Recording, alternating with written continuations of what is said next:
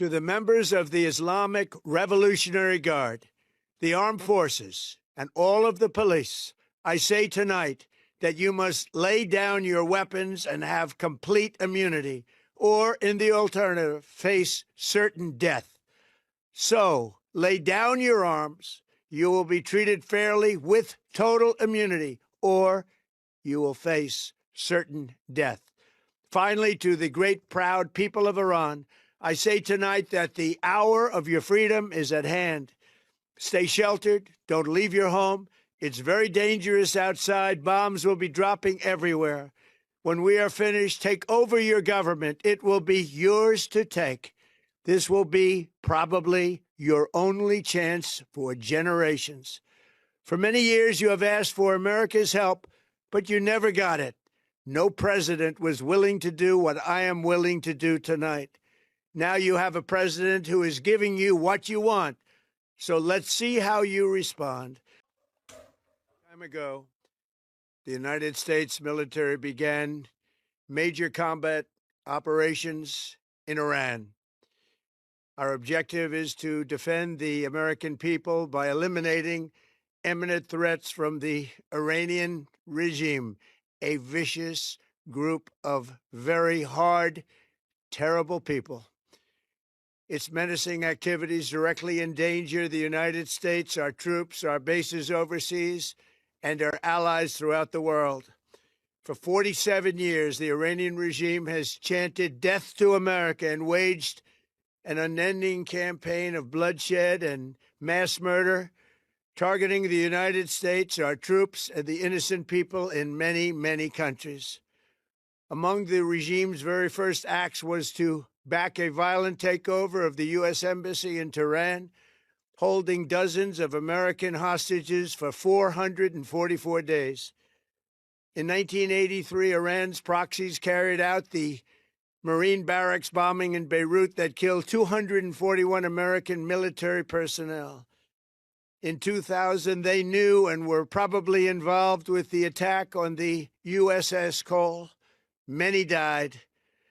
Iranian forces killed and maimed hundreds of American service members in Iraq. The regime's proxies have continued to launch countless attacks against American forces stationed in the Middle East in recent years, as well as U.S. naval and commercial vessels in international shipping lanes. It's been mass terror, and we're not going to put up with it any longer.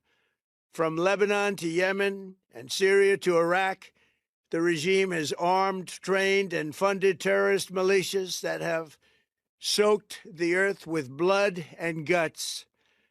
And it was Iran's proxy, Hamas, that launched the monstrous October 7th attacks on Israel, slaughtering more than 1,000 innocent people, including 46 Americans, while taking 12 of our citizens hostage. It was brutal, something like the world has never seen before.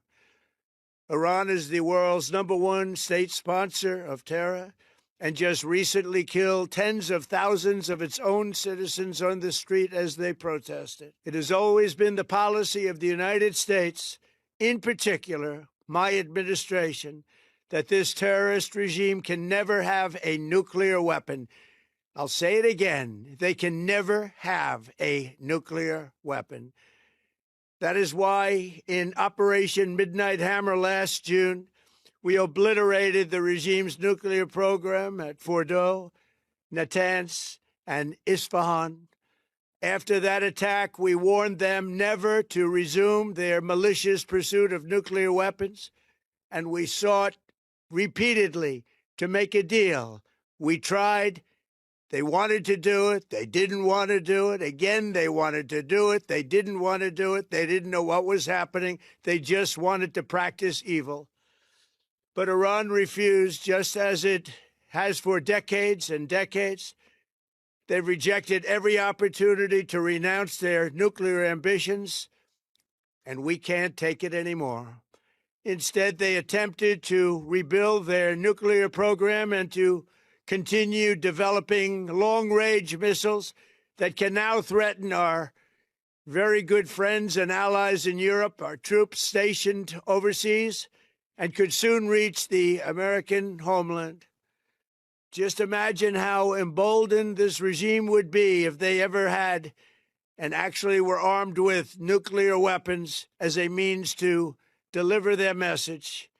For these reasons, the United States military is undertaking a massive and ongoing operation to prevent this very wicked, radical dictatorship from threatening America and our core national security interests. We are going to destroy their missiles and raise their missile industry to the ground. It will be totally, again, obliterated. We're going to annihilate their Navy. We're going to ensure that the region's terrorist proxies can no longer destabilize the region or the world and attack our forces and no longer use their IEDs or roadside bombs, as they are sometimes called, to so gravely wound and kill thousands and thousands of people, including many Americans. And we will ensure that Iran does not obtain a nuclear weapon. It's a very simple message. They will never have a nuclear weapon.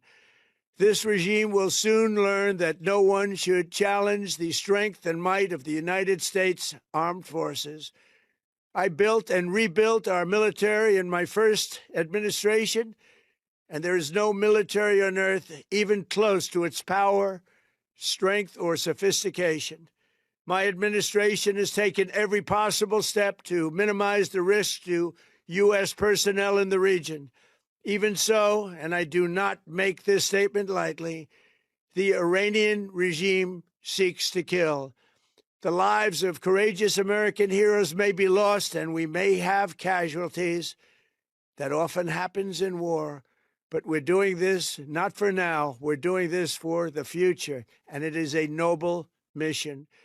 We pray for every service member as they selflessly risk their lives to ensure that Americans and our children will never be threatened by a nuclear-armed Iran. We ask God to protect all of our heroes in harm's way, and we trust that, with his help, the men and women of the armed forces will prevail. We have the greatest in the world, and they will prevail. To the members of the Islamic Revolutionary Guard, the armed forces, and all of the police, I say tonight that you must lay down your weapons and have complete immunity, or, in the alternative, face certain death. So, lay down your arms. You will be treated fairly with total immunity, or you will face certain death. Finally, to the great, proud people of Iran, I say tonight that the hour of your freedom is at hand. Stay sheltered. Don't leave your home. It's very dangerous outside. Bombs will be dropping everywhere. When we are finished, take over your government. It will be yours to take.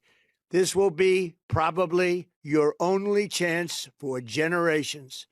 For many years, you have asked for America's help, but you never got it. No president was willing to do what I am willing to do tonight. Now you have a president who is giving you what you want. So let's see how you respond. America is backing you with overwhelming strength and devastating force. Now is the time to seize control of your destiny and to unleash the prosperous and glorious future that is close within your reach. This is the moment for action. Do not let it pass. May God bless the brave men and women of America's armed forces. May God bless the United States of America. May God bless you all. Thank you.